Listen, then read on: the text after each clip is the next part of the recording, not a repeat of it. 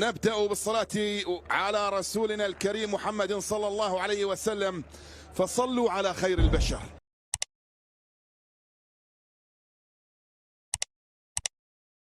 أكدت جميع المصادر الموثوقة أن نيمار أصبح لاعب الهلال السعودي رسميا، وسيجري الفحص الطبي اليوم، ومن المتوقع أن يكون الإعلان الرسمي اليوم أو غدا.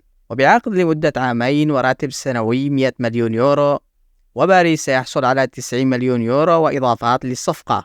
أضافت المصادر أن نيمار سيصل الأربعاء إلى الرياض، وسيكون هناك حفل تاريخي لتقديم اللاعب في استاد الملك فهد الدولي، ومن المتوقع مشاركته أمام الفيحاء في الجولة الثانية من الدوري السعودي.